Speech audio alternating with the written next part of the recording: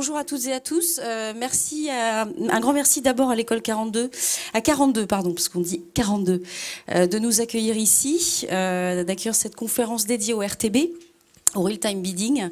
On va échanger tous ensemble sur cette thématique aujourd'hui. D'ailleurs, sur French Web, on va décliner toute cette thématique au travers d'études, d'interviews, d'analyses, pour essayer de comprendre un peu ce qu'est le RTB. J'avoue que moi-même, très honnêtement, j'ai besoin aussi de m'acculturer, j'imagine que vous aussi, sur ce qui est un petit peu complexe aujourd'hui à comprendre dans ce qui est la nouvelle publicité, le nouveau paysage de la publicité en ligne.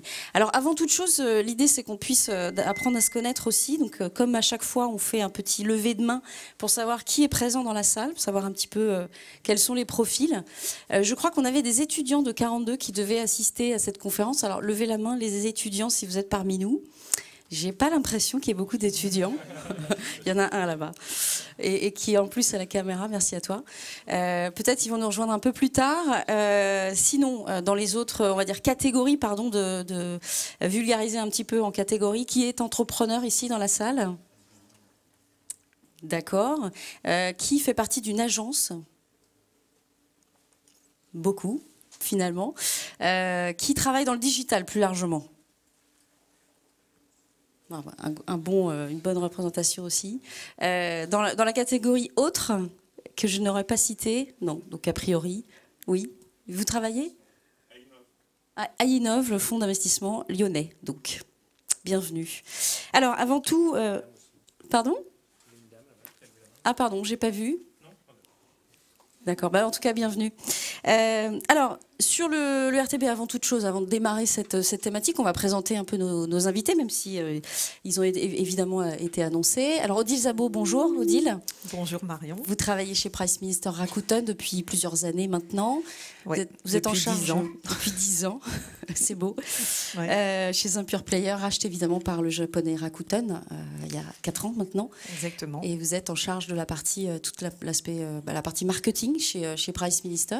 Et marketing et communication. Récemment, ouais. Et vous connaissez donc bien l'achat programmatique, le RTB et toutes ces nouvelles pratiques. Et on va en parler ensemble, on va rentrer dans le concret des choses.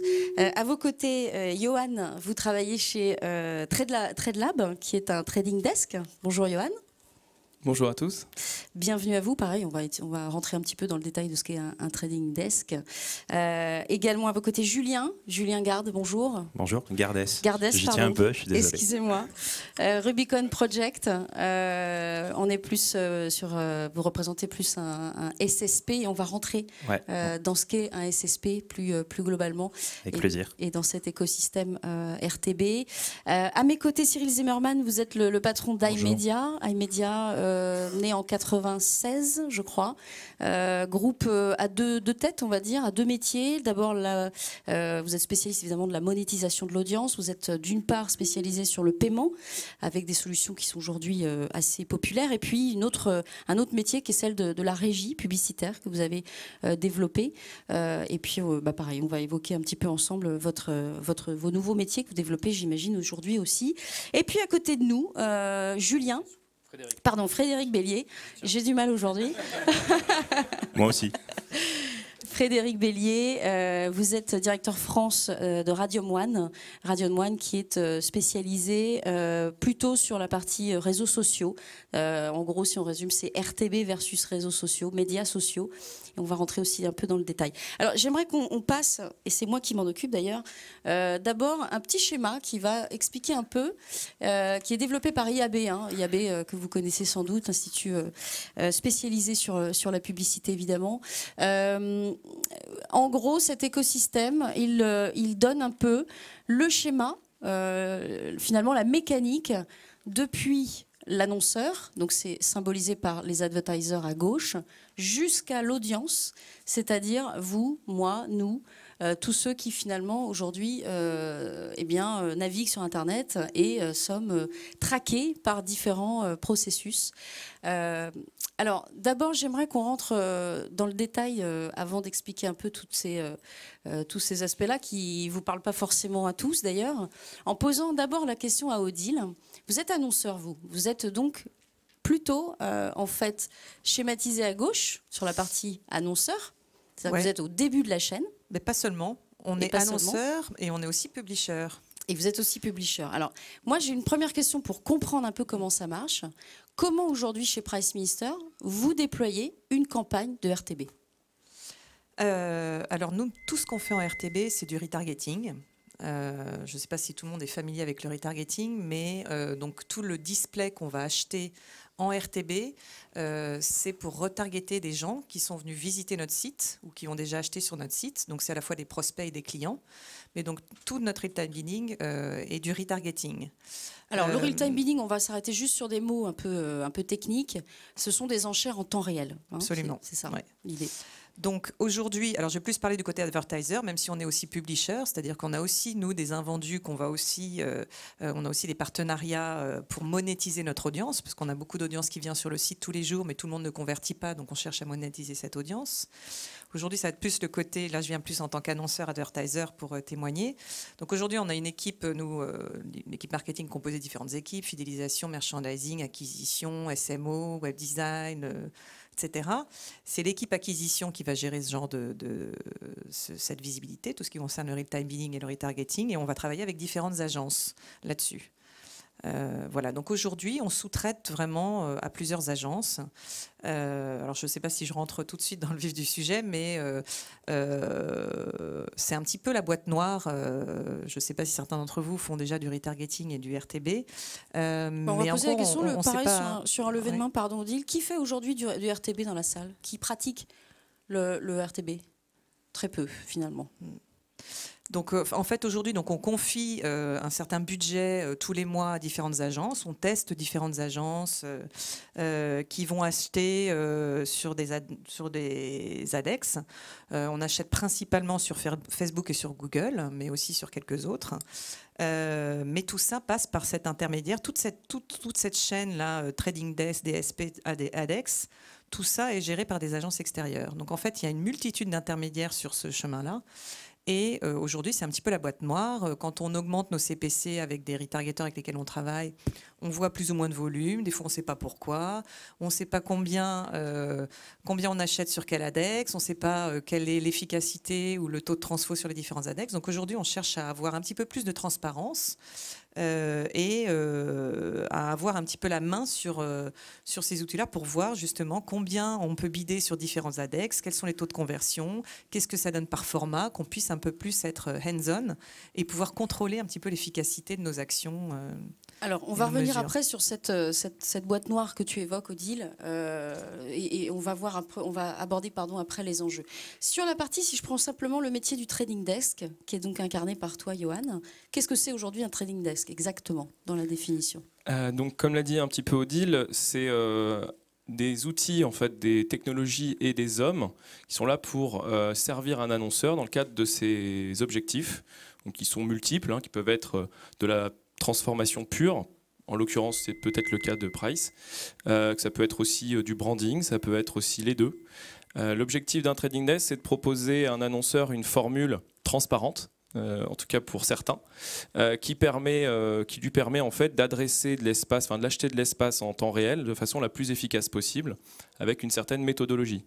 Donc c'est en partie des hommes et en partie des personnes qui sont d'ailleurs peut-être potentiellement issues de cette école, donc des ingénieurs en statistique, en modélisation, en mathématiques auto-apprenantes ou machine learning, donc qui sont là pour se plugger sur tout l'inventaire et acheter au travers d'un DSP, une infrastructure, tout cet inventaire disponible en fonction de data et d'utilisateurs qui intéressent l'annonceur. Ce qui serait bien, c'est qu'on décline ce que c'est que DSP et SSP. Bien sûr. Alors un DSP, c'est une Demand-Side Platform. En gros, c'est une machine qui est connectée à tous les inventaires, Facebook, Google, Facebook Exchange, Google, Emedia, Rubicon, qui sont eux en fait côté publisher. Le DSP lui va écouter les bids, donc c'est-à-dire que concrètement quand vous allez ouvrir une page Libération par exemple, on va voir nous au niveau du DSP une bid request, donc en gros c'est l'internaute charge sa page, en moins de 120 millisecondes on a un coucou au DSP de la part de Libération qui dit j'ai un internaute qui est en train de charger sa page, donc là c'est intéressant ou pas pour l'acheteur. Nous, notre travail, c'est de déterminer au moment de ce chargement de page si l'internaute est intéressant pour tel ou tel annonceur ou aucun annonceur qu'on représente. en fonction de cet intérêt, de la probabilité de transformation qu'on aura pu imaginer ou modéliser, formuler un bid. Donc dire OK, sur ma page libération sur laquelle j'ai une bid request, je formule un bid à par exemple 50 centimes, ou 1 euro ou 1,50 € en fonction de cette probabilité, et d'afficher une publicité concernant cet internaute et uniquement cet internaute au moment où il a chargé sa page. Donc c'est complètement invisible au niveau de l'internaute. Au niveau de l'annonceur, ça lui permet d'acheter de l'espace que pour un utilisateur spécifique. Tout ça en combien de temps? Alors en moyenne c'est 120 millisecondes. Après, il y a des, bref, c'est découpé en plusieurs morceaux cette requête, mais globalement la bid request est totalement invisible et le but c'est vraiment de pouvoir déterminer impression par impression si on achète un espace ou pas. Donc la révolution se situe là et au travers de la data ou la dimension donnée, parce que la data c'est variable, mais sur la dimension donnée information, on va pouvoir déterminer un niveau d'enchère, un niveau de bid et acheter l'espace pour tel ou tel annonceur. Alors on va passer le micro à Julien. Sur Rubicon Project, est-ce qu'on peut redéfinir un peu quel est votre métier à vous et justement l'intervention justement dans tout cet écosystème? Okay. Mais en fait, tout ce que Johan vient d'expliquer sur la partie acheteur, nous on est en train de l'opérer sur la partie vendeur. C'est-à-dire que pour que ce fameux protocole qu'est le RTB se mette en place, il faut des technos côté achat et des technos côté vente. Donc côté vente, c'est les éditeurs. Donc dans l'exemple de Johan, c'est Libération. Donc typiquement, pour qu'un acheteur puisse acheter en RTB sur un inventaire, il faut que cet inventaire soit achetable et soit exposé au travers des DSP. Alors on est sur un marché qui est très explosé, très atomisé. Des technologies d'achat aujourd'hui, il y en a quelque chose comme 150. Nous, notre métier, c'est de faire en sorte que chaque impression de chaque éditeur qui travaille avec nous, alors pour vous donner une petite idée des volumes, on a quelque chose en France comme 90 milliards d'impressions par mois disponibles sur le marché des ad exchange. Et donc, notre métier à nous, alors on a une partie de ces 90 milliards d'impressions, c'est de faire en sorte que chacune d'entre elles soit exposée à ces 120 à 150 technologies d'achat pour faire en sorte et pour garantir à l'éditeur qu'il ne passera jamais à côté du moindre budget, puisqu'on va lui garantir l'exhaustivité de la connectique avec les technologies qui sont côté acheteur. Donc nous, c'est vrai qu'on est focusé à 100% sur le côté vente. Et donc notre métier, au-delà de cette simple exposition aux technologies d'achat, c'est aussi de donner la capacité aux éditeurs d'avoir un contrôle le plus abouti possible sur qui peut acheter chez moi, à quelles conditions, dans quel volume, une capacité à répliquer des modus operandi de vente un petit peu historiques sur cette mécanique RTV. Et donc au final, on est simplement là pour essayer de rendre achetable l'inventaire de nos éditeurs, avec une particularité chez nous. Donc Price Minister typiquement travaille avec Rubicon Project, mais d'avoir vraiment une approche la plus éditiste possible. On a effectivement pléthore d'inventaires disponibles en RTB.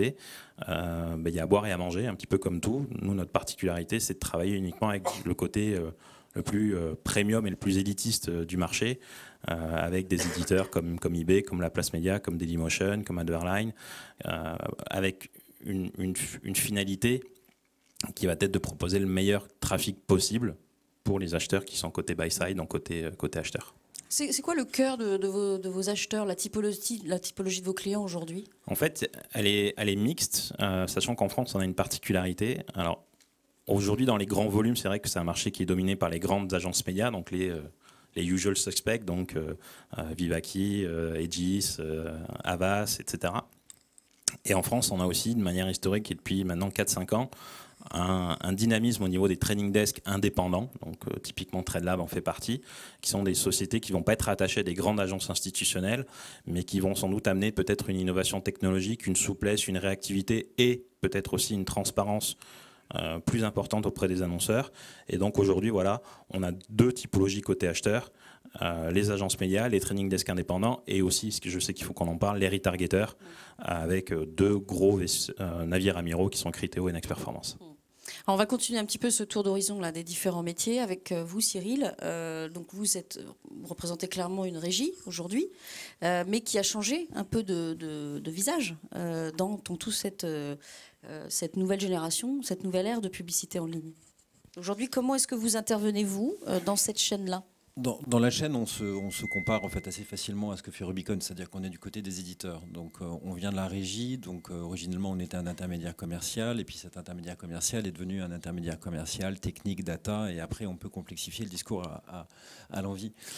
Donc on est les représentants des éditeurs de médias qui vont contacter les annonceurs ou leurs agences ou leur trading desk pour recueillir des budgets publicitaires. Le métier en ça n'a pas changé, après les modalités effectivement, vont beaucoup changer, on arrive à cet écosystème-là. Et d'ailleurs, ce qui est quand même assez rigolo, c'est que finalement, on a une chaîne d'intermédiaires en fait, qui est extrêmement complexe. En fait, on voit que les intermédiaires finalement sur ce schéma-là, alors que l'argent, il vient de l'annonceur et il va ici chez le publisher, qui sont tout petits.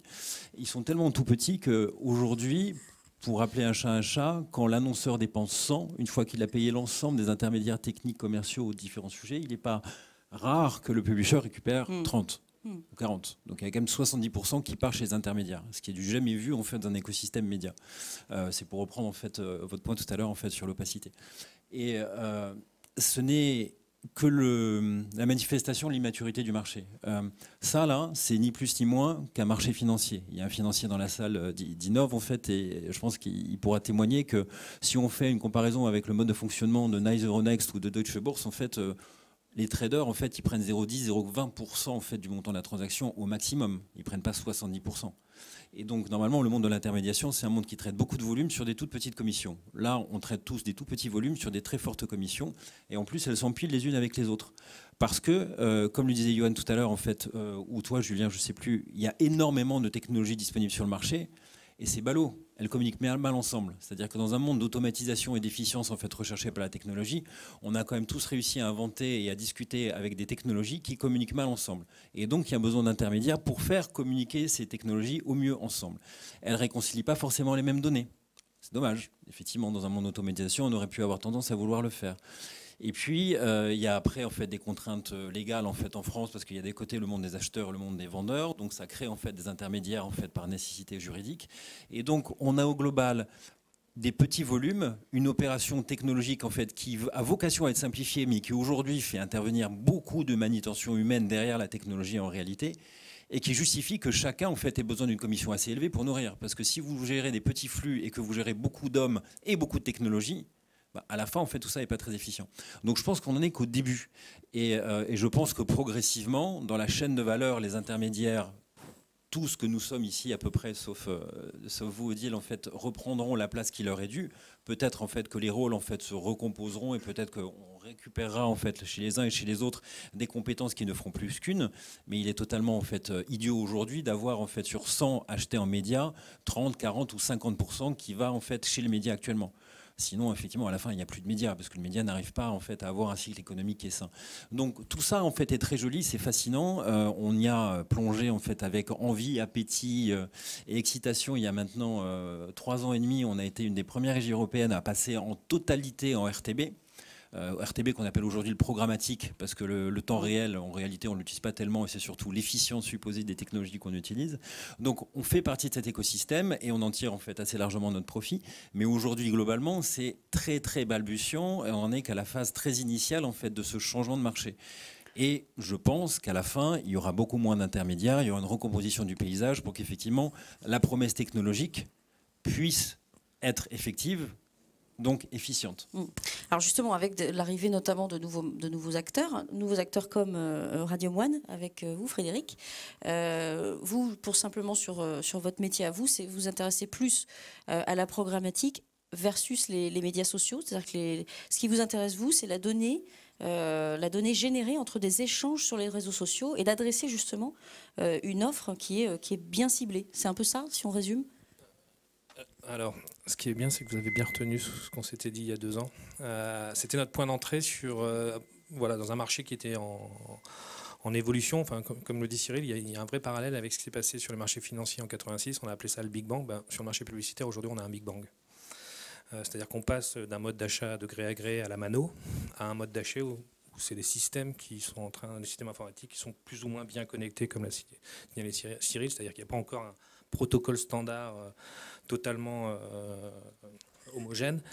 Mais on a un big bang du marché publicitaire. La seule différence, pourquoi on peut expliquer ce que vient d'expliquer Cyril, je le trouvais dur parce que, en effet, si on est dans un marché d'innovation, imaginons l'électricité il y a 170 ans.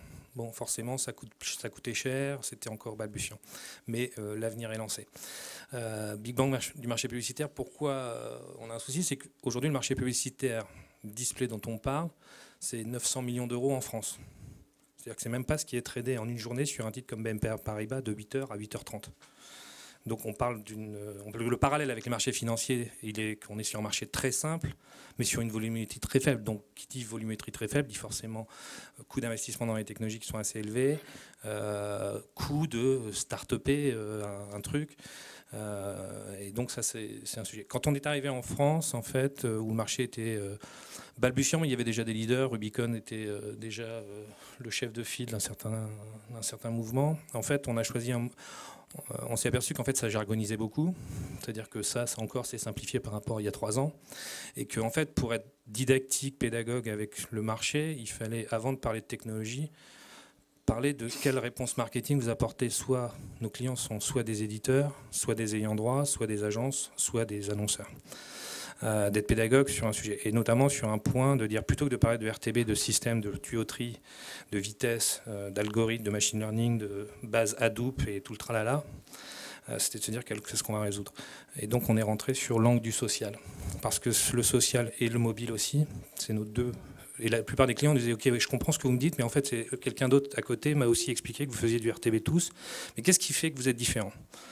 Donc notre point, ça a été d'axer sur notamment 2 sujets qui sont importants pour les marques, les éditeurs ou les annonceurs, et donc par ricochet leurs agences et l'écosystème. C'était de se dire, en fait, il y a 2 leviers marketing qui ne sont pas très bien maîtrisés au niveau du digital marketing pour les marques, c'est le social media et le mobile. Autant l'affiliation, le search, l'emailing, la vidéo, le display, c'est assez carré. Le directeur financier de Price Minister et Odile, quand ils font les budgets de fin d'année, sur le search, elle va dire je vais mettre tant d'argent et je devrais obtenir tant de lift. Sur l'affiliation, je vais mettre tant d'argent. Sur le social media, des fans, des followers, des vidéos vues, des métriques complètement soft. Si vous êtes vendeur de céréales ou vous faites de l'intermédiation sur des produits de consommation courante, la distribution, pardon, ça va pas comme métrique. Le mobile, c'est un peu le même problème, c'est qu'on est sur un device où en fait le targeting est très complexe. Aujourd'hui, vous ne pouvez pas, contrairement au web, poser des cookies. Donc vous ne pouvez pas bien cibler. Donc d'où d'ailleurs un frein en France où on est très rationnel, très cartésien. On est un marché lent sur le mobile par rapport à d'autres marchés. Parce qu'en fait, les annonceurs, les acteurs se sont dit c'est bien le mobile parce que c'est là, c'est utilisé. Mais les capacités de ciblage, donc de faire du bon marketing intelligent, c'est quand même pas encore évident. Donc on a édité en fait, on fait plusieurs sujets. On est DSP, DMP, et on édite des logiciels sur le social et sur le mobile. Et tout ça, ça fait une plateforme que vous pouvez utiliser à façon. Et donc, est-ce que les acteurs du marché ont retenu? C'était de se dire, ah mais oui, Radium One, c'est le social. Parce que c'est la question qu'on nous posait, c'est qu'est-ce qui vous différencie par rapport aux autres? C'est ce qui nous différencie. Et les gens ont retenu ce sujet-là. Je pense qu'il faut avoir... c'est la loi de Moore, c'est-à-dire qu'il y a une phase d'accélération très, très rapide dans notre secteur, et donc forcément ça va très très vite, et c'est pas évident de se dire je suis un annonceur. Je discutais hier avec un président d'une agence digitale qui me disait mes clients en fait sur 100 euros de budget, le digital quand ils sont bien élevés, bien éduqués, appétants, on va dire en moyenne c'est 15%. Sur les 15%, déjà, ils donnent 9% de ces 15% à Google aujourd'hui.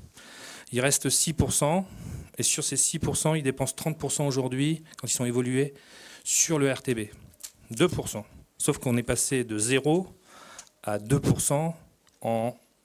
Julien pourrait donner des chiffres extrêmement précis, mais je pense qu'on est passé de 0 il y a 3 ans à 2%. C'est énorme. Et le rythme de croissance va aller... Pourquoi? Parce qu'en fait...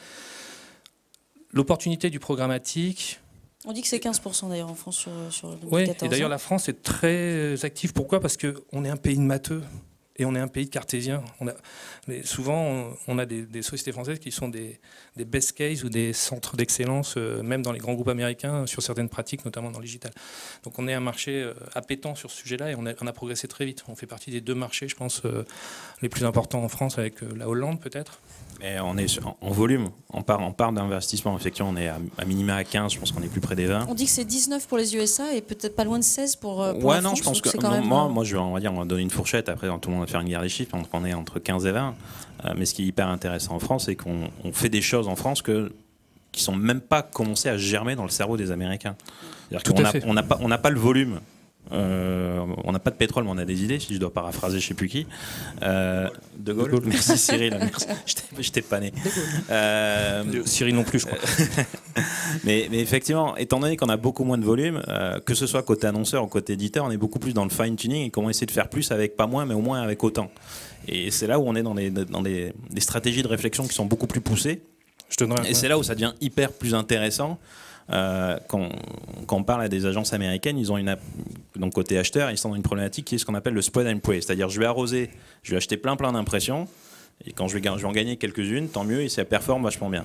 En France, on est beaucoup plus dans une approche qui est très rationnelle, avec un pilotage des coûts d'acquisition qui va être beaucoup plus maîtrisé, beaucoup plus contrôlé.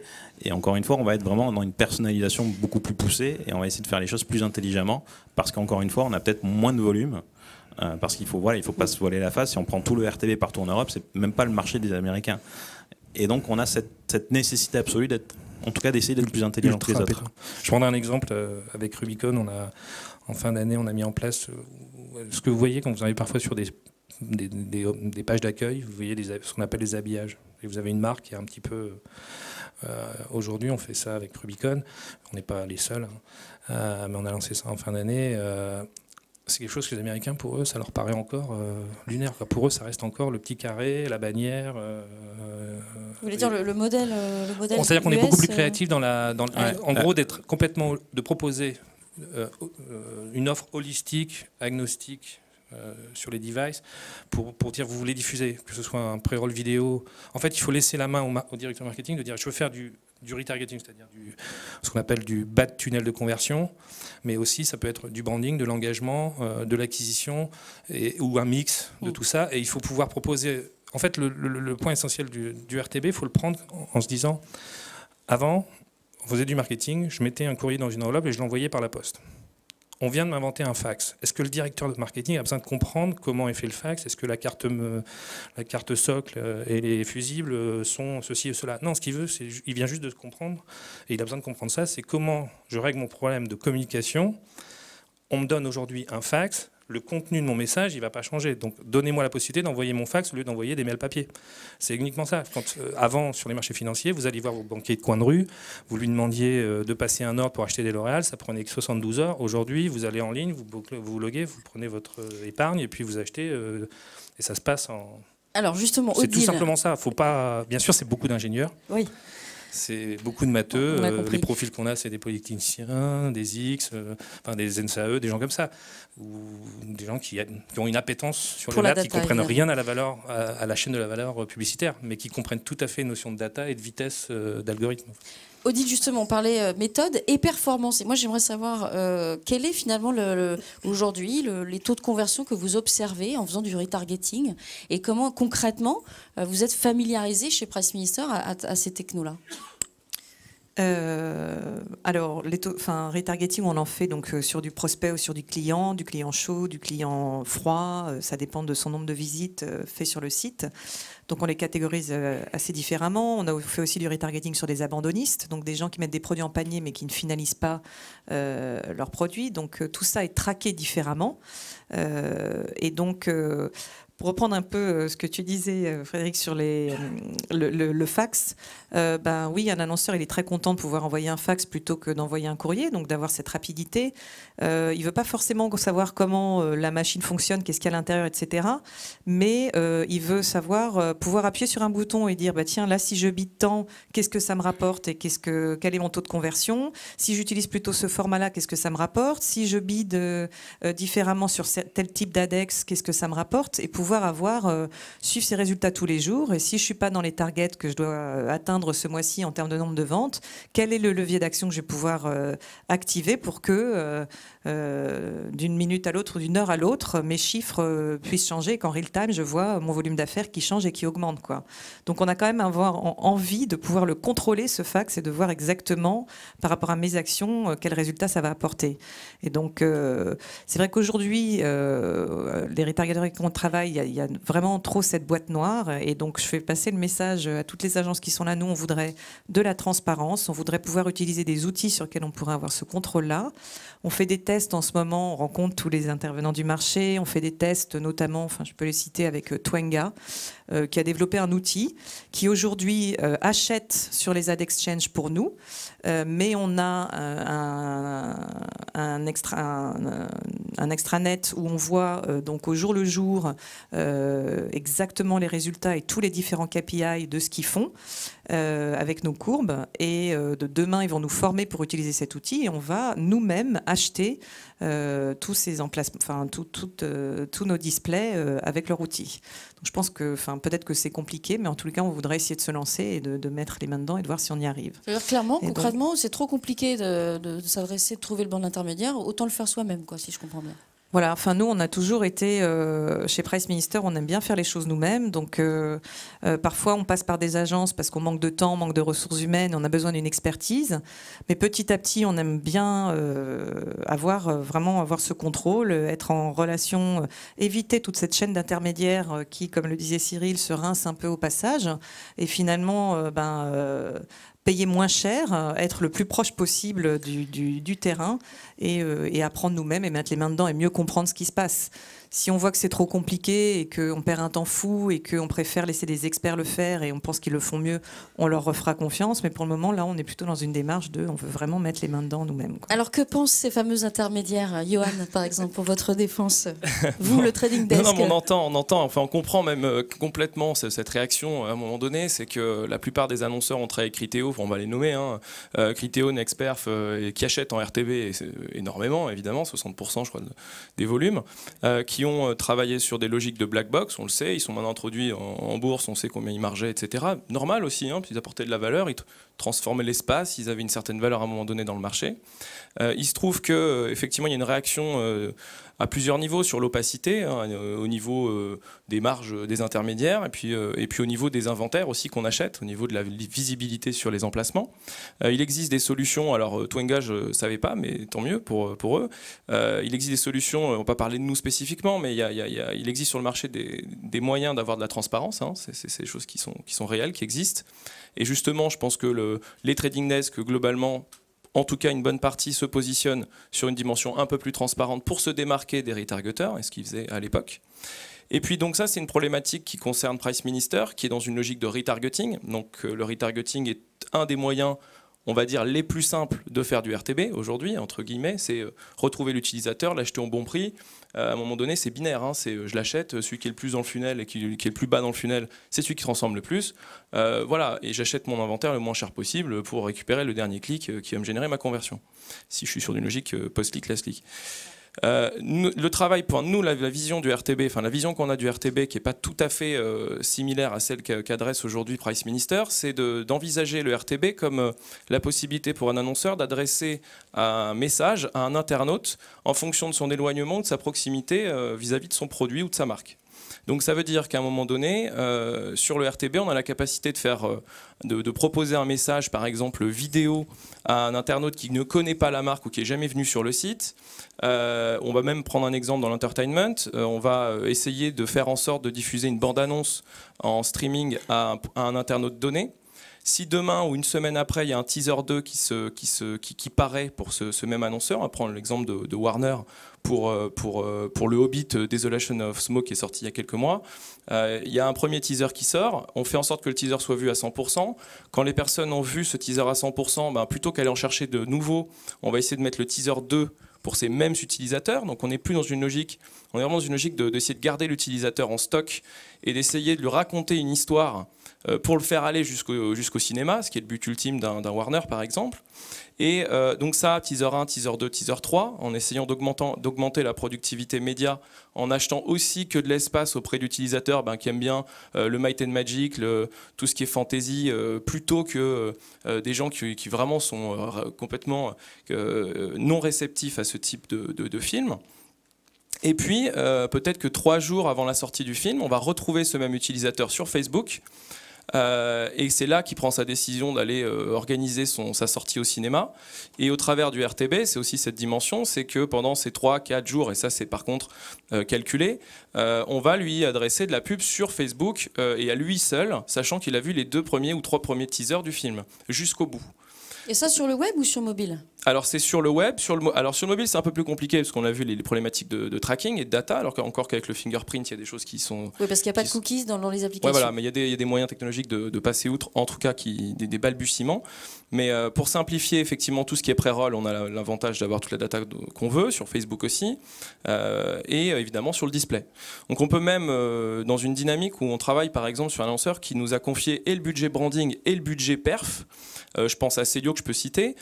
Célio, il y a une dynamique de branding où on va effectivement raconter une histoire. Ils font du shop to store, donc vous réservez en ligne et vous achetez en magasin. Donc énorme politique de branding. On va exclure toutes les personnes qui sont déjà venues sur Célio. Donc déjà on fait du branding que sur les gens qui ne sont pas venus sur Célio depuis 1 an, puisque c'est à peu près le temps du plaçage de nos tags. Et puis à un moment donné, on va raconter l'histoire de Célio, on va raconter ça sous forme de pré-roll, ça coûte un peu cher, mais du coup je vais pas lui afficher 5 fois le même pré-roll à la même personne sur 5 sites différents. Quand il l'a vu une fois sur YouTube, totalement, je vais pas lui renvoyer la même pub sur Dailymotion, je vais essayer d'envoyer la même pub à un autre utilisateur plutôt que le même. Donc je gagne en productivité média. Et puis cette même personne, quand elle a vu la pub à 100%, derrière je vais plutôt la retarget, continuer de lui adresser des messages plutôt sur un message display classique qui coûte moins cher, avec plus de répétitions, en lui disant il y a une OP promo en ce moment sur Célio à, je sais pas, moins 15%, donc ça lui donne envie de cliquer sur la bannière. Et quand il a cliqué, là il arrive sur le site de Célio et on rentre sur la problématique que décrivait Odile tout à l'heure de retargeting. Et c'est ça la beauté du truc. Cyril, une petite réaction? Ouais, je voulais juste réagir tout à l'heure. Je ne dis pas que les intermédiaires se rincent au passage. En fait, je désigne en fait aucun coupable en fait de la chaîne. Je décris juste en fait un instant de marché qui est comme ça, qui est qu'effectivement il y a beaucoup de déperditions entre les montants investis et les montants reçus par les médias. Après, il y a 2 sujets. Il y a un premier sujet qui est que à chaque fois qu'on utilise une technologie, la société qui invente une technologie s'invente en intermédiaire commercial. C'est-à-dire que Criteo, c'est une société de technologie qui, au lieu de vendre une technologie, en fait, prend une marge que tu décrivais, qui est publique aujourd'hui, qui est 35-40% en fait, pour pouvoir transiter un flux, qui est en fait une quinzaine de pourcents en fait chez AppNexus, chez Rubicon, chez Google. Et ce ne sont ni plus ni moins en fait que des sociétés de technologie qui, au lieu de facturer des fees de technologie, en fait, vont prendre en fait un pourcentage sur le flux de la transaction. Et ça, sur le long terme, c'est pas tenable. Mais aujourd'hui, le marché fonctionne comme ça, et c'est pour ça qu'il y a autant de déperditions. Et il y a aussi en fait une complexité des termes. En fait, tout ce qu'on s'écoute, en fait, on peut se faire plaisir en fait avec des poèmes, on fait des acronymes, mais on a une complexité du discours qui fait que qu'on le rajoute à une complexité de technologie et une multiplicité des supports dont on parle, parce que ce dont on parle sur le display est valable aussi. Il faut le répliquer sur le mobile et il faut le répliquer sur la vidéo, puisque chacune des technologies en fait n'est valable ou performante que dans un des secteurs. Donc on n'est pas sur un manque en fait de transparence ou des comportements en fait illégaux, parce que la rémunération d'intermédiaire elle est fixée par le contrat, et s'il s'éloigne du contrat en fait il y a des tribunaux pour ça.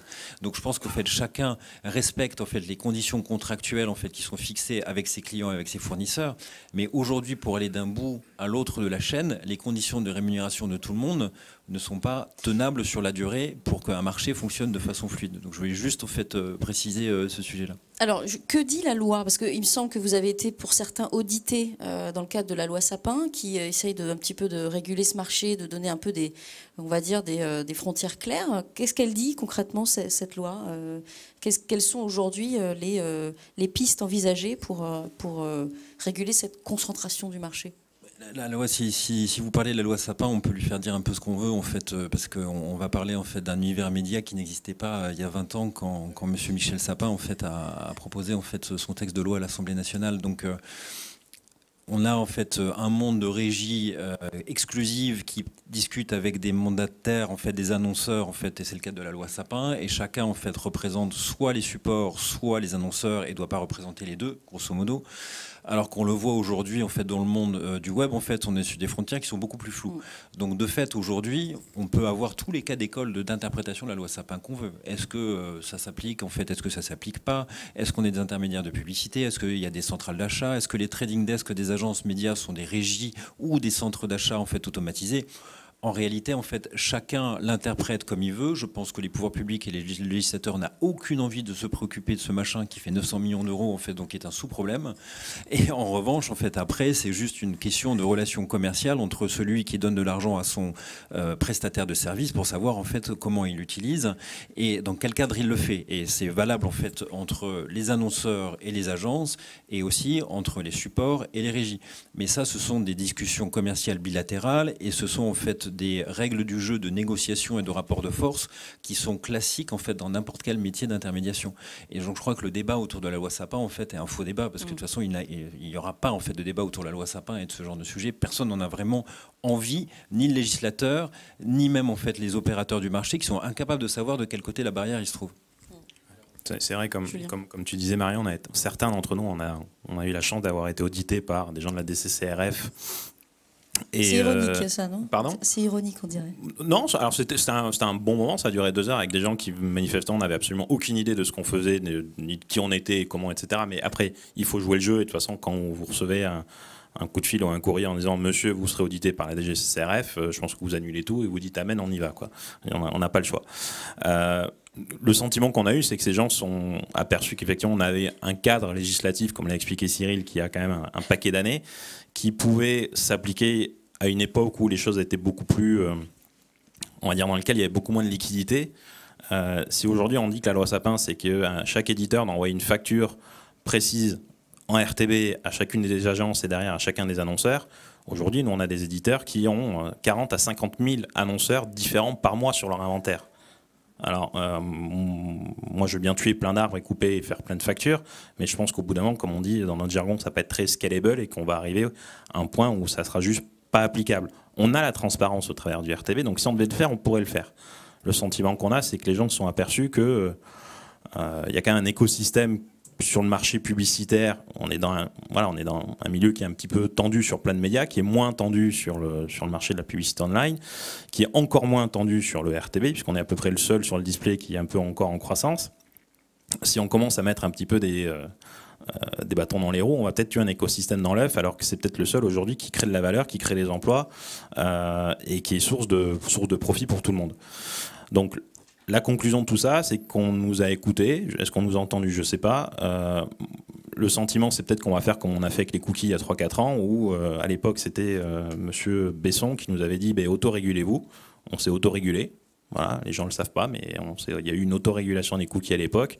Et peut-être qu'in fine, les gens vont nous dire bon, c'est vachement bien ce que vous faites, mais continuez à vous autoréguler. Mais le message que je veux dire, c'est que c'est pas forcément au détriment de la transparence, loin de là.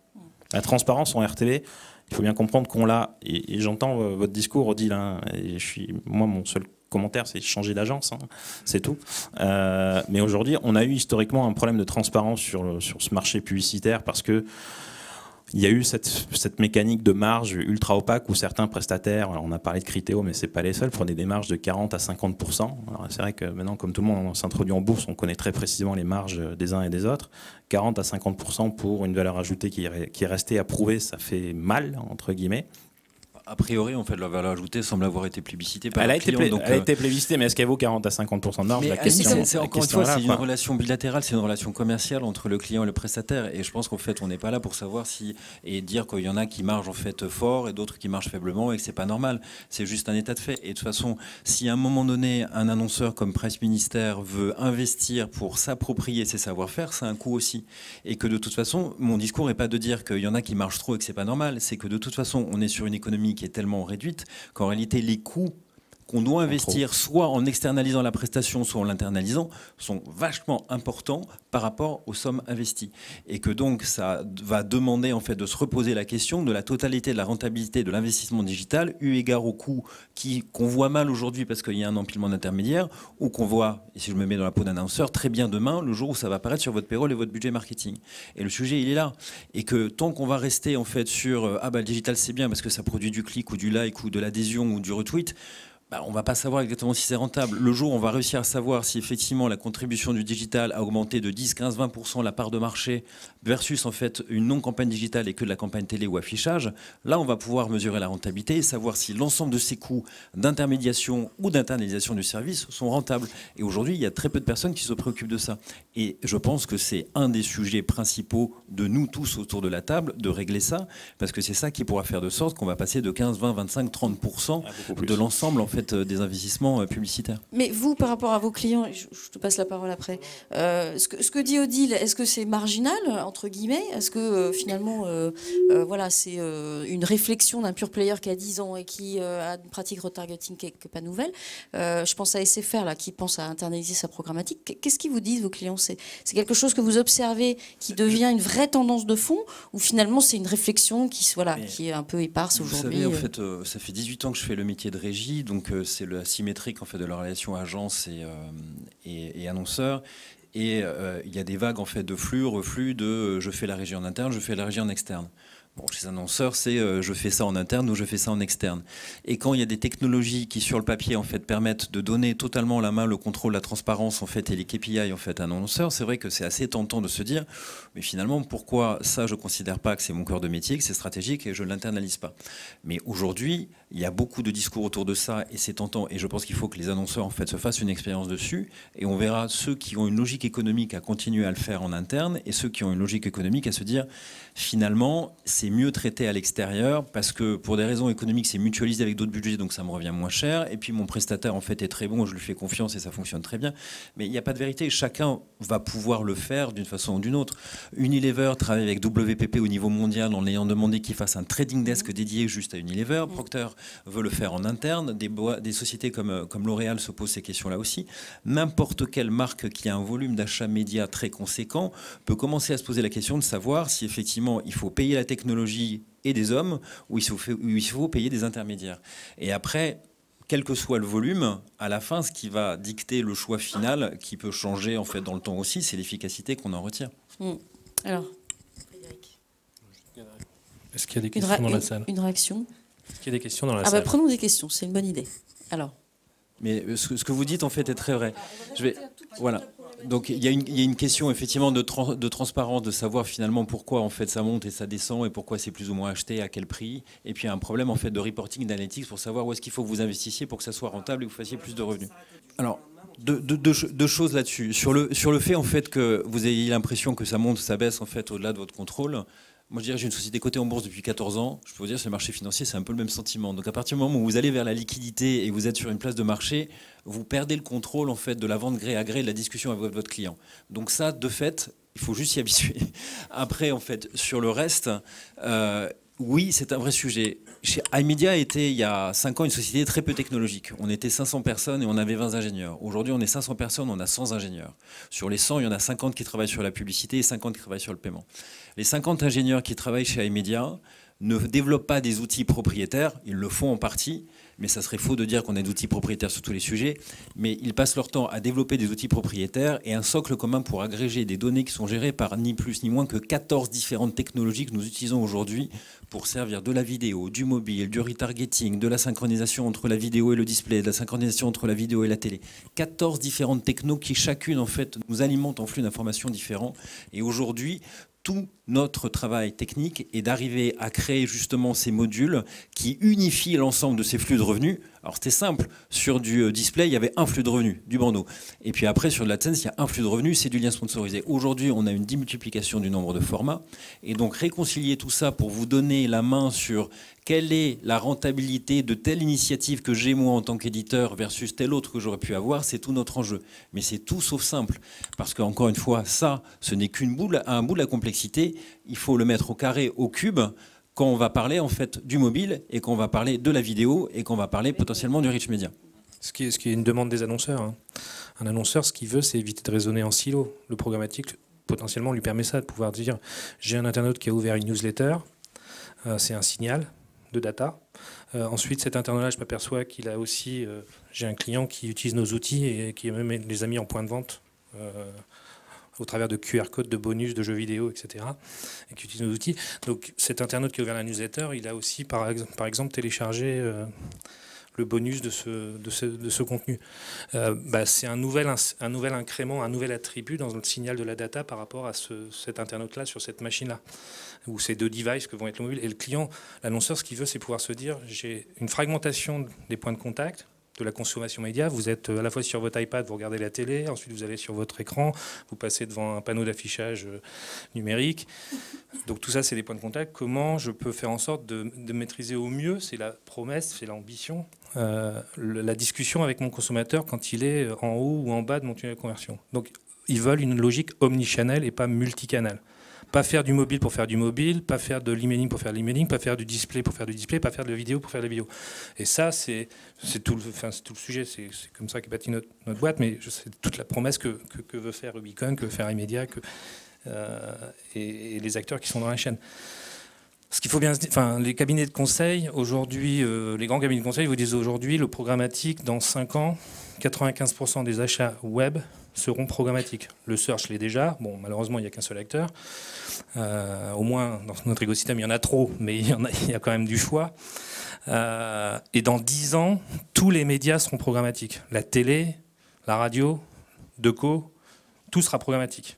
Donc c'est encore une fois une innovation qui est certes complexe parce que c'est un changement, mais la promesse, elle est quoi? Elle est d'optimiser une chaîne de valeur, une industrie. C'est comme le e-commerce par rapport à la VAD physique.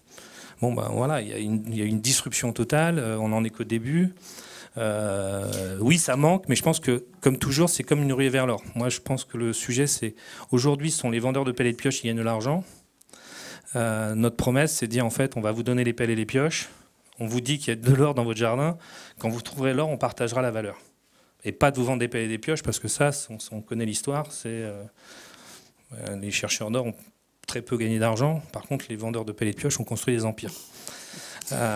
On peut prendre une autre question avant qu'on fasse un petit focus sur le mobile. Est-ce qu'il y a une question de la salle?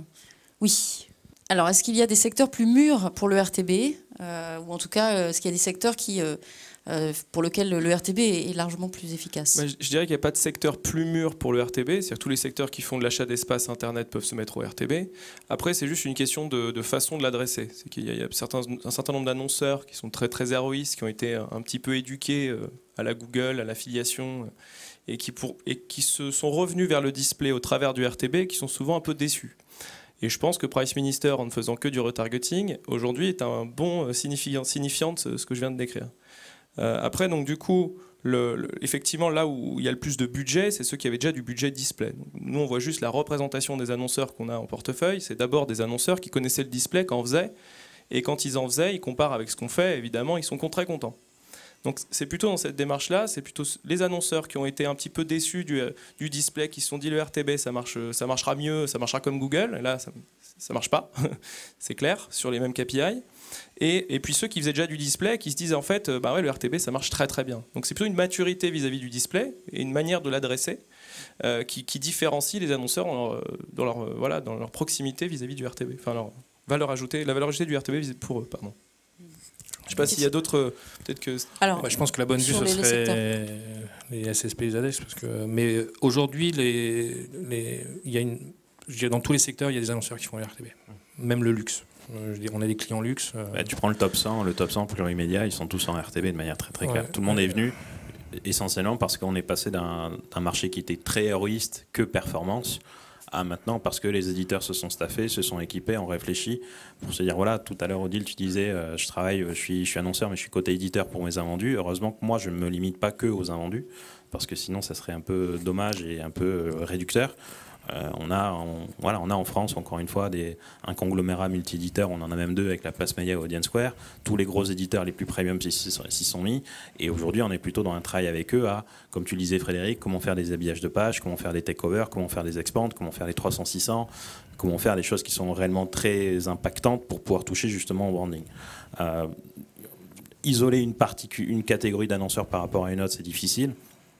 Je pense que la conclusion, c'est plutôt de dire, voilà, on a commencé avec que des invendus, bas de page, que de la perf, et au final, le RTB venait simplement compléter ce que pouvaient faire les retargeters, un dispositif beaucoup plus complet, où maintenant, dans un plan média, dans une agence, le RTB va être dedans et va mettre une couche de ROI et une couche de branding.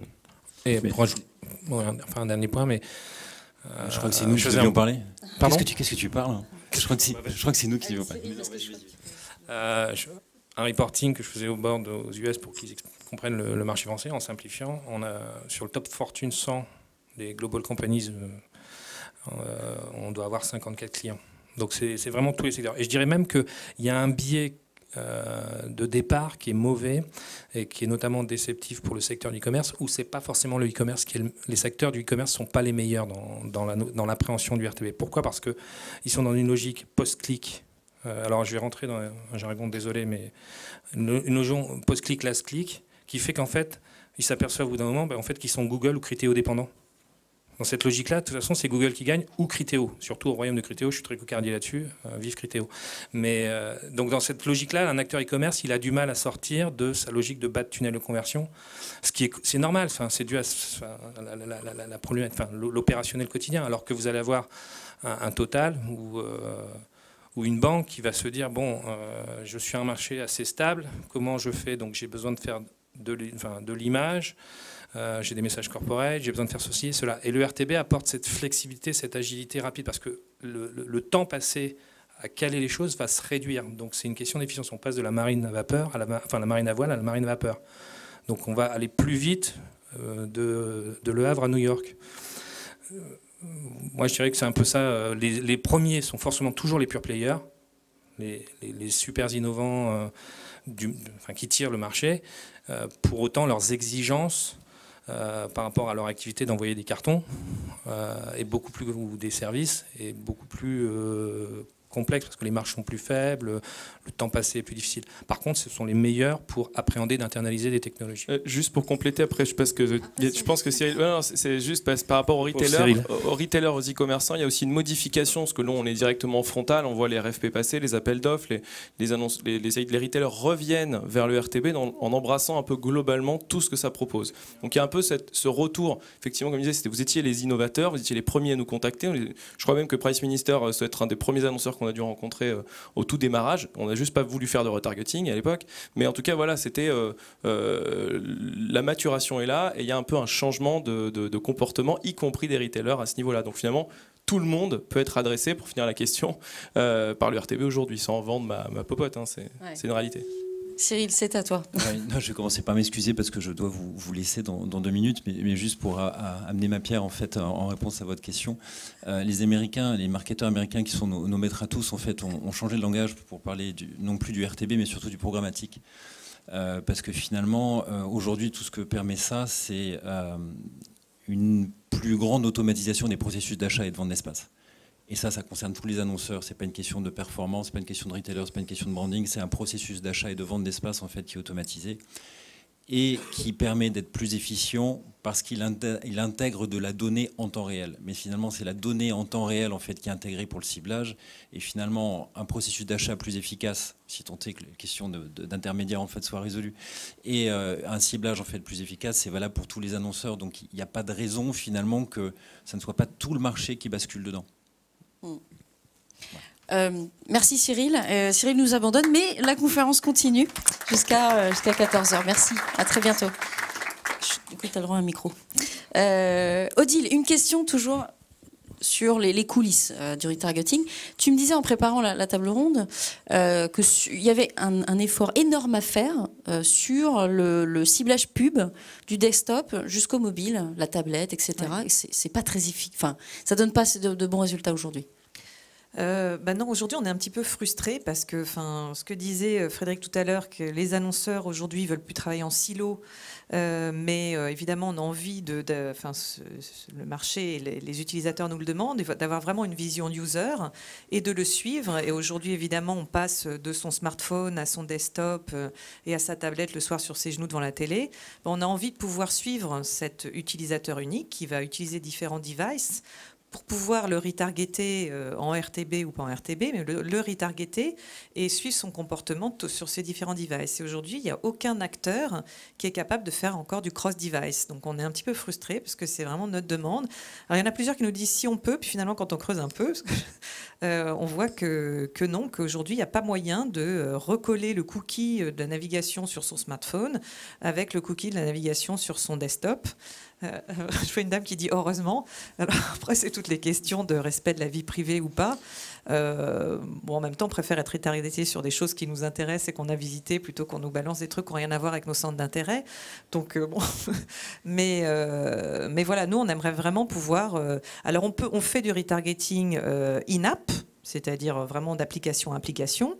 On fait du retargeting sur notre site mobile, mais on ne peut pas le faire encore cross-device. C'est vraiment une attente, une demande, et j'espère que... Je sais que c'est des sujets sur lesquels tout le monde travaille, mais nous, en tant qu'annonceurs, on a vraiment hâte que ça se passe. Alors, que répondre à Odile et sur cette problématique cross-device? Alors oui, il y a multi-device et cross-device. Donc effectivement, la partie retargeting, quand on reste sur le même device, est relativement simple, ou en tout cas, elle peut être résolue. Le cross-device, il y a des possibilités, mais qui sont partielles, notamment au travers de l'user ID. Donc il y a un user ID qui peut être similaire entre le desktop et le mobile. En tout cas, reconnecté, resynchronisé au travers du log, potentiellement. Donc il faut qu'il se log. Donc effectivement, il y a un certain nombre d'initiatives. Ce qu'on disait tout à l'heure, il y a des startups qui créent des choses. Il y en a une d'ailleurs qui s'est fait racheter récemment, qui crée un petit peu française d'ailleurs, nantaise, dont d'ailleurs c'est un peu le claim. Donc c'est effectivement pas encore, il y a une frustration qu'on comprend puisque elle est totalement légitime, mais en tout cas on fait confiance en nos ingénieurs et aux ingénieurs mondiaux pour résoudre ce type de problématique. Et ça, à mon avis, à notre avis, ça va aller assez vite pour y parvenir. C'est-à-dire assez vite. Combien de temps? Alors, il y a deux aspects. Il y a ce qui est capable de faire l'annonceur, parce que souvent il y a un état de l'art d'existant. Il travaille avec différents systèmes, différentes sociétés, donc différentes technologies qui se parlent pas entre elles parce qu'elles ont été souvent créées avant l'ère du programmatique.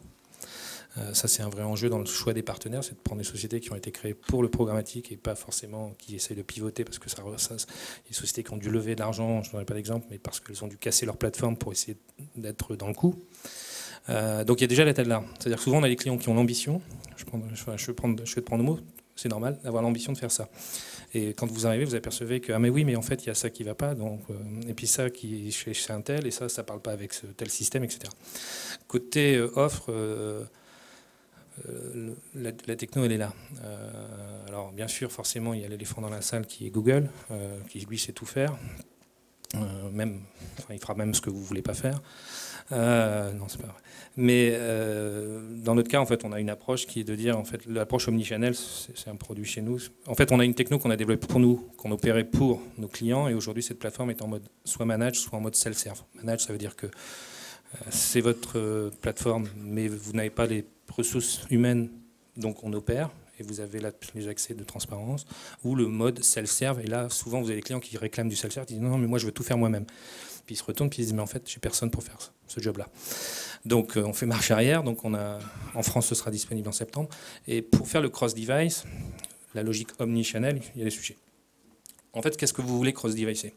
Aujourd'hui, essentiellement, c'est pas le web, parce que faire reconnecter l'ouvreur du mail avec le display, c'est très facile. Très, très simple. Je veux dire, c'est une question... Criteo vient de racheter TD1000, c'est parce qu'ils se sont dit, tiens, ça, on l'a pas, et on voit qu'il y a des acteurs qui le font, donc j'ai racheté TD1000. Donc le sujet, c'est surtout les tablettes et les mobiles. Donc la manière de le faire, c'est la chose suivante. C'est ce qu'on appelle des SDK, qui vous permettent d'avoir un IDFA En fait, le l'équipe de développeurs. Hein. Le device ID, votre numéro de machine, c'est anonymisé. Et en fait, vous avez un point. Après, ça dépend encore une fois de l'état de l'art de l'annonceur. C'est-à-dire, soit il a le mail parce qu'il a créé un compte, et dans ce cas-là, c'est haché avec ce qu'on appelle des acteurs comme LiveRail, où en fait vous avez ce qu'on appelle des gateways qui vous anonymisent les données. Donc ce mail-là va être haché, comme on dit, et ensuite on va le reconnecter avec un user ID web qui va être lui aussi haché. En fait, on va dire que ces deux users-là sont les mêmes. Vous avez, donc ça, c'est le meilleur moyen. C'est notamment très facile pour les e-commerçants parce que généralement, il y a une notion de mail très facile. Pour des acteurs médias, c'est plus compliqué parce que parfois, ils demandent juste un Facebook Connect, etc. Et Facebook ne donne pas de data, contrairement à ce que vous pensez. Vous venez avec votre data, mais ils vous donnent quasiment rien. Et ceux qui pensent que l'Open Graph, ça existe encore, c'est fini depuis 2 jours. Oula, on a un scoop. Non, c'est l'annonce. D'ailleurs, c'était sur French Web, puisque les scoops sont sur French Web. Merci. Mais donc ça, c'est possible. C'est-à-dire qu'aujourd'hui, ça, on sait le faire. Il suffit de mettre les technos. La question, c'est comment vous captez tous les signaux. Tout à l'heure, je vous donnais l'exemple de dire, j'ai un client on travaille avec le site web, avec sa base mail aussi.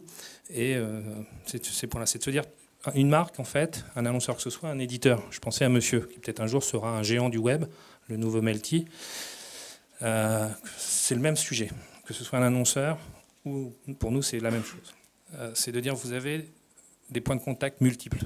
Aujourd'hui, mes points de contact, c'est mes points de contact en télé parce que je fais une campagne télé, c'est ma base mail, c'est mes utilisateurs d'appli, c'est mon site ou mes sites web, c'est mes points de contact en point de vente, c'est même mes cartons de packaging. Enfin, on peut imaginer tous ces points de vente-là. C'est comment capter tous ces signaux pour qu'ils se scorent entre eux, qu'ils s'enrichissent entre eux pour donner un profil qui va me permettre ensuite de pouvoir lui envoyer le bon message au bon moment. Moi, je pense que sur la pub, je suis d'accord avec certains dans la salle, less is more, ce serait une bonne règle. Aujourd'hui, il y a beaucoup trop d'affichage publicitaire sur le marché de la pub. Alors, à cause de quoi? Est-ce que c'est dû à l'offre? Non, c'est dû à la demande qui fait qu'elle veut payer toujours moins cher. Donc, les éditeurs multiplient les inventaires. Et comme il y a de multiples connexions, enfin, on consomme aujourd'hui sur le web, si vous demandez à Comscore ou à Nielsen, un internaute moyen français consomme 2500 sites minimum. C'est-à-dire qu'il y a 2500 points de contact potentiels multipliés par autant de formats. Vous imaginez, si vous étiez en radio, recevoir 2500 spots publicitaires en un mois dans votre voiture, ça paraît très dur. Donc en fait, la question va être de dire on a des points de contact multiples et c'est cette manière de pouvoir capter systématiquement et d'agréger cette data-là avec des plateformes qui communiquent entre elles ou alors directement pour pouvoir justement scorer. C'est ça l'ambition, c'est ce qui va se passer. Enfin, les évolutions, aujourd'hui, on se plaint, ça ne marche pas encore tout à fait, tout n'est pas parfait. On aimerait, oui, parce qu'on aimerait tellement que ce soit tout parfait, mais ce n'est pas encore le cas. Donc de pouvoir scorer tous ces points de contact pour pouvoir donner un score et se dire, quand je vais aller sur le site de monsieur, tout à l'heure vous disiez Radio One, en ce moment on est en train de chercher chez vous, c'est parce qu'en fait on doit avoir un signal qui vient d'un annonceur qui nous dit, il y a des utilisateurs qui passent chez vous et ils ont un score super haut par rapport aux objectifs de la campagne. Donc on les veut absolument, parce qu'on sait qu'ils sont appétents où ils sont intentionnistes de quelque chose par rapport à la marque. Et que leur parler, c'est une bonne audience. Que ce soit une audience de retargeting ou une audience de dire je vais aller chercher des nouveaux clients. Et vos profils d'audience sont intéressants pour nous dans un contexte particulier, pour un annonceur, dans une stratégie d'achat média, de trading. Voilà. J'ai une question sur, est-ce qu'il y a des formats qui émergent plus que d'autres, par exemple? Je pense que Julien, qui a une vision 360 du marché. Sur le display ou sur le mobile? Sur les deux. Le display, nous, en fait, sur la partie RTB, on est simplement en train de petit à petit rattraper un retard qui fait qu'au début, on ne pouvait pas faire certains formats. Voilà. Comme je l'ai dit tout à l'heure, on a tous commencé à faire du 728-90 bas de page. Alors c'est bien, mais c'est assez réducteur. Maintenant, en RTB, on peut faire des habillages de pages, on fait des expands, on fait des 300-600, on fait du mobile, on fait de la vidéo, on fait plein de choses. Alors maintenant, il y a une nouvelle bouteille à la mer qui s'appelle le Native Advertising, qui veut dire pas grand-chose pour moi au final. Cyril serait pas content. On est d'accord. Non, je sais pas s'il serait pas content. Ou alors il a investi un petit peu d'argent là-dedans, je sais, avec Michael, etc. Technologiquement parlant, il faut bien comprendre que c'est plutôt bien fichu là-dedans. on en parle souvent un petit peu entre nous, on est des plombiers du web. Pour faire marcher notre industrie, il faut qu'il y ait un tuyau vert qui aille sur le bouton vert et un tuyau rouge sur le bouton rouge. C'est assez simple que ça.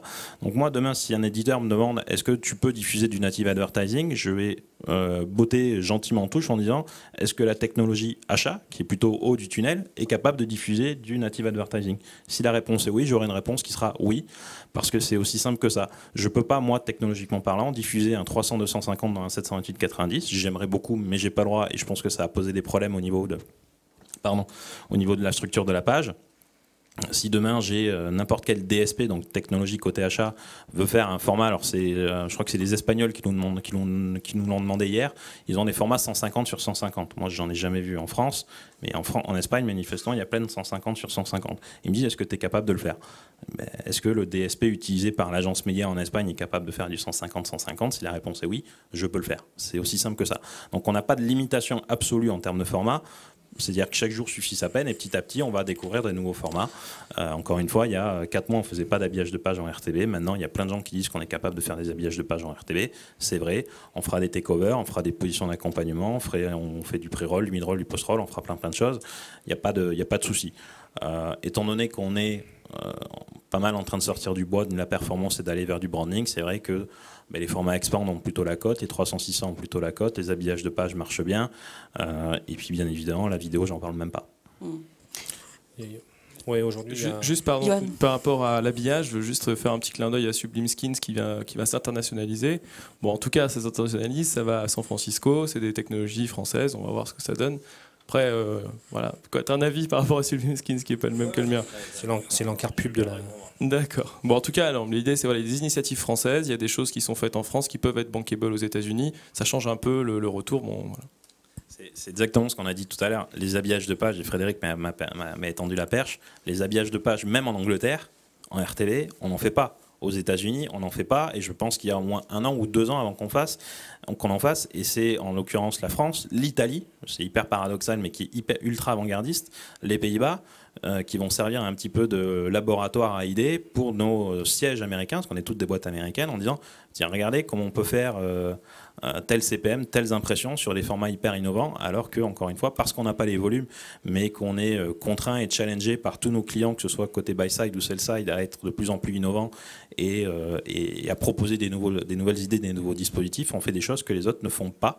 Et c'est en ce sens-là que la France est ultra dynamique sur le RTB. Je ne sais pas combien de temps il nous reste, mais moi, si j'avais une des conclusions, ça serait de se dire, on peut être tous hyper fiers d'être français sur le RTB parce qu'on est clairement un des pays les plus avant-gardistes en termes de part d'investissement dans le display qui provient du RTB et aussi en termes d'innovation technologique et de ce qu'on est capable de proposer tant côté annonceur que côté éditeur. Si je prends les investissements que l'on traite pour nos clients, aujourd'hui on fait 50% de display, 25% de vidéo et 25% de mobile. Dans le display, on voit une tendance vers le rich media et on a été avec Rubicon notamment, dès le début, il y a 2 ans, de dire en fait il faut donner de la valeur aux ADEX, c'est-à-dire qu'il faut donner les moyens aux annonceurs de pouvoir se dire, je veux pas, si vous commencez à dire à un annonceur déjà qui veut tester quelque chose qui est nouveau, qu'en plus il a pas que 40% de son temps à passer sur le digital, hein, il fait aussi de la télé, il fait de la radio, enfin bref, il faut pouvoir lui dire qu'est-ce que tu fais? Tu fais du rich media? Tu veux faire des formats, on parlait de sociétés françaises, Capsule ou Mass Motion, c'est des acteurs qui font des choses très intéressantes qui n'étaient pas du tout dans le RTB, qui maintenant font des formats extrêmement riches, extrêmement engageants. Quand on parlait tout à l'heure de l'habillage de homepage, on a tous eu ça, vous arrivez sur Dailymotion, vous avez un grand habillage. La notion de RTB, ça veut dire quoi? Vous vous dites, bah ouais, mais en fait, un habillage, ok, je vois pas la différence quand c'est en RTB, quand c'est pas en RTB. C'est-à-dire que quand vous allez aller sur cette page, vous allez voir l'habillage, la même personne au même moment ne va pas voir l'habillage. C'est cette notion qu'apporte le RTB, le programmatique, c'est de se dire je veux dans l'absolu délivrer le bon message à la bonne personne parce que cette personne m'intéresse, j'ai capté des signaux en amont qui me permettent de lui rediffuser des signaux. Les signaux, c'est de la data. Et donc c'est cette flexibilité de se dire, imaginez vous regardez la pub, vous regardez un programme télé et monsieur voit une campagne Mercedes parce qu'il est client Mercedes depuis 3 ans et ce serait temps de changer. Et moi je vais voir une campagne Danone pour maigrir. Au même moment, dans la même émission, le même jour, à la même heure. C'est ce que fait le RTB. On a 5 minutes pour prendre une question et toute petite réaction de Johan. Ok, non, juste par rapport, désolé, hein, c'est juste par rapport à ce que tu dis sur le ciblage, il y a aussi une autre dimension, c'est qu'on regarde tous de la publicité. Il y a de la publicité, il y en a, comme tu le disais, il y en avait énormément sur Internet, on la regarde plus tellement, enfin une certaine frange de la population a le sentiment de plus la regarder ou plus la ressentir. Il y a la possibilité avec le RTB aussi d'essayer de calculer statistiquement si une publicité en fait apporte de la valeur ou pas, et si elle détruit de la valeur aussi. Donc on a de l'A/B test, des tests AB qui permettent c'est une initiative d'ailleurs universitaire, notamment de Paris 6, qui travaillent pour essayer de faire en sorte que leur modèle SM dans l'industrie, et de calculer si une personne, en fait, le fait de lui envoyer 10 fois la même pub, ça détruit pas de la valeur au bout d'un moment. De lui envoyer 10 fois la même pub, en fait, il est indifférent, il n'achètera jamais. Et il y en a par contre un certain nombre qui, eux, au travers de ces 10 pubs envoyées, vont changer leur comportement et finir par transformer. Donc ça, c'est des choses qui sont possibles, qui seront peut-être dans le futur des éléments qui vont faire en sorte que la publicité sur Internet reprenne de la valeur, rassure les annonceurs et soit performante in fine. Et soit mieux appréciée du public, parce que soyons clairs, ça embête tout le monde, la pub sur Internet, beaucoup de gens en tout cas, hein, vu du grand public. Donc c'est peut-être une façon d'être moins spammé aussi. Et quitte à payer plus cher. Repenser la relation avec l'internaute. Ouais, tout à fait. Ça, c'est vraiment quelque chose qui est, en l'occurrence, une initiative française qui a d'ailleurs fait un bêta-test avec Price, il me semble. C'est avec vous. C'était Clever Biscuit, donc peut-être que c'est pas avec vous. Bon, en tout cas, c'est des initiatives qui ont été testées en A/B test sur des retailers. Qui portent leurs fruits. Il y a des résultats aujourd'hui. Ceci dit, vous disiez que aux USA, c'est bien, le marché du retargeting, enfin du RTB est relativement avancé, mais il y a une vraie French touch. Ceci dit, la culture à la publicité, la relation à la publicité est autre aussi aux États-Unis, il me semble. À la télévision, les spots de pub font partie des programmes depuis très longtemps, sont conçus comme des vrais... C'était conçu pour la pub, les soap-opéras. C'est Procter & Gamble qui a fait la grille des programmes des chaînes de télé américaines. C'est les rois du brand content. Les soap-opéras. Voilà, exactement. Alors, la question peut-être qu'on a coupée tout à l'heure. Oui, on va prendre une question de madame que je vais répéter pour vous. Oui, bonjour, côté annonceur. Je voudrais revenir sur vos propos, Odile, et je trouve que c'est très rassurant qu'un grand nom comme le vôtre de Price Minister ressente aussi ces problématiques de boîte noire derrière tout le phénomène du RTB. Johan, vous étiez de votre côté, vous semblez être surpris du propos de dire que c'était une boîte noire pour nous, les annonceurs. Je voudrais savoir, ça serait quoi vos key takeaways, vos 3 tips à nous donner pour mieux challenger nos agences médias pour que ça soit moins une boîte noire? Mon numéro de téléphone. Non, effectivement, il y a la full transparence, c'est-à-dire que vraiment donner ce que l'éditeur touche in fine, hein, jusqu'à tout l'éclatement de la marge, jusqu'à nous, jusqu'à vous. Effectivement, il y a un moment donné où il y a des blocages. Ne serait-ce que demander à Google dans le GDN qu'on met une marge sur les éditeurs. Déjà, c'est des marges variables qui dépendent de la taille de l'éditeur avec des négos spécifiques. Donc bon, de toute façon, vous aurez jamais la transparence sur les coûts totalement. Totalement. En revanche, il peut y avoir un certain degré, notamment donner les coûts qui s'arrêtent au DSP, potentiellement. Ça, c'est déjà des choses qui sont faisables. Mais je dirais aussi une transparence au niveau de l'inventaire. Au niveau de l'inventaire, il y a effectivement aujourd'hui des initiatives de la part des éditeurs et des SSP pour rendre les inventaires, les URL qu'on achète les plus transparentes possibles. Après, il y a des moyens d'aller encore plus dans la transparence au niveau des URL. Bon, ça, c'est des choses dont on pourra discuter. Mais globalement, il y a quand même aujourd'hui la capacité d'avoir jusqu'à 70 ou 80% des URL qui ne sont pas undisclosed. Et si jamais elles le sont partiellement au travers de bin URL, enfin d'URL qui regroupent des inventaires. Typiquement, la place média va avoir des grandes verticales comme Above the Fold, enfin tu le diras mieux que moi, mais Above the Fold News par exemple, et on connaît Above the Fold au-dessus de la ligne de flottaison, et on connaît le contenu de tous les éditeurs chez la place média, donc on a une capacité de savoir qu'on est effectivement sur un certain nombre de sites au-dessus de la ligne de flottaison, donc il y a une dimension partielle. C'est pas la black box totale où on envoie un budget et à la fin on a finalement un CPA, un nombre d'impressions livrées et un volume de clics. Ça c'est 2007, 2008, c'est plus aujourd'hui le cas. Donc ça c'est une réalité. Vous avez normalement au moins cette granularité disponible sur tous les DSP. Hein. Je veux dire, il y a aucun acteur qui peut vous dire que c'est pas possible d'avoir cette information. Et ça rejoint aussi la brand safety, du coup. Il y a aussi cette dimension. Ça a répondu à votre question? Oui, reparti. Donc le numéro de téléphone, c'est après. Hein, donc, du coup. Est-ce qu'on peut prendre... on a le temps pour une toute dernière question. Monsieur, je vais vous passer le micro. Merci. Une toute dernière question qui est justement qui nous projette un peu dans le futur, l'avenir de toutes ces superbes technologies d'automatisation. Finalement, elle pourrait être mise en cause par l'automatisation elle-même qui permettrait à l'usager, comme elle le permet déjà aujourd'hui pas mal à partir d'un ordinateur, de stopper la publicité, de faire en sorte d'en recevoir le moins, voire quasiment pas. Est-ce qu'aujourd'hui vous estimez que c'est un risque réel? Dans quelle mesure? La mort des journalistes. Un mot chacun en réponse. Je pense que si aujourd'hui vous allez sur plein de sites et que vous allez accéder à des contenus, c'est de manière gratuite, donc il n'y a rien de gratuit sur Internet. Donc il y a des technos effectivement pour bloquer la publicité. On est chez 42, je ne vais pas dire du mal de Monsieur Niel, mais l'année dernière, pendant 3 jours, Free a stoppé la publicité. On l'a vu, c'est pas dramatique. Maintenant, il y a un effet.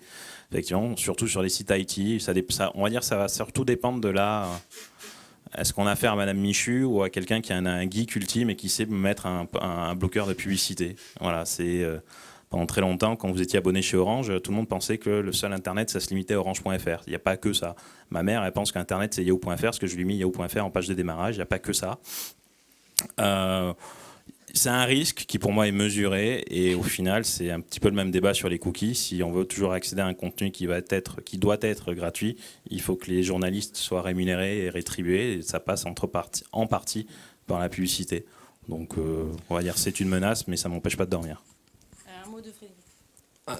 Je pense que le sujet, c'est que là, quand c'est un sujet industriel, c'est facile de régler, de s'autoréguler. Mais je pense que c'est un sujet où il faudrait nous-mêmes nous autoréguler. Parce que quand vous avez des annonceurs qui se groupent, ça ne fait jamais qu'un groupe limité de personnes. Quand vous avez un mouvement de masse, ce sera trop tard.